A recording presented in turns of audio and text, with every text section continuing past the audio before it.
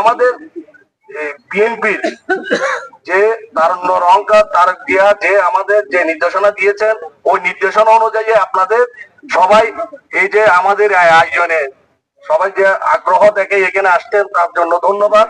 এবং ইফতার মাহফিল আমরা সামনে যে ইফতার মাহফিল মহরত একটা ইফতার মাহফিল করবো, আজকে সেটা প্রোগ্রাম করবো। যারা এখানে আছে সবাইকে আমি দাওয়াত দিব, দাওয়াতে অংশগ্রহণ করবেন।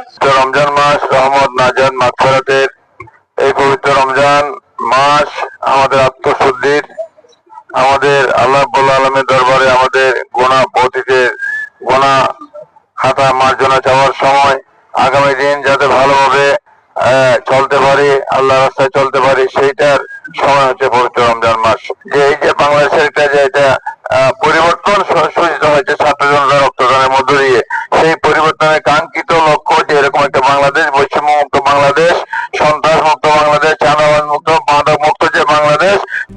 RICL TMX, যুগের পর যুগ স্থাপনা থাকে মজবুত। সবার অধিকারের যে বাংলাদেশের জন্য আমাদের ছাত্র জনতা রক্ত দিতে, সেই বাংলাদেশ যাতে আমরা প্রতিষ্ঠা করতে পারি।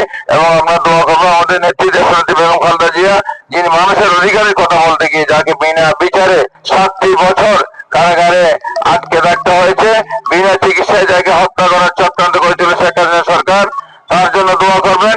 এবং দোয়া করবেন আমাদের নেতা শহীদ রাষ্ট্রপতি জিয়াউর রহমান এবং খালেদা জিয়ার সুযোগ্য সন্তান বিএনপির ভারপ্রাপ্ত চেয়ারম্যান তারেক রহমান, যিনি সুদূর লন্ডনে বসে